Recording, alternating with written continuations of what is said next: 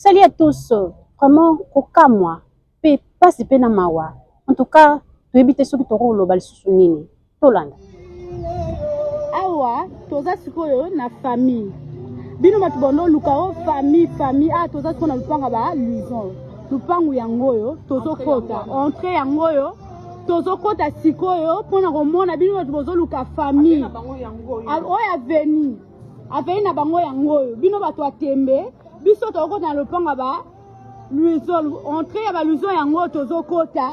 Bino tu bozo luka famille bozo kosa bozo luka ba visibilité pour na vie à batu to luka ba visibilité pour na biso bato père to luka visibilité o lupangu la ngoyo a to kota famille ngoyo to kota bandeko ne bangoyo matanga papa na yeyo papa Martin yeyo oyo papa Martin o ala tilamba rouge nde papa Martin o bandeko na ye onde ndako ba famille ya baluzo ndaku yangoyo bino bato bakina besoin ndaku bolala besoin famille ozo kosa ozo luka visibilité papa yeyo adresse eza moko Kingasa na suka so comme na Kingasa na suka o tuna prince Siforko donc comme na prince Siforko okuta ba moto ya dépine za wana ozwi moto esa on va zone église de l'amour awa ndoko mona papa Martin papa ya Luison yeyo elanga papa Luison yeyo eza besité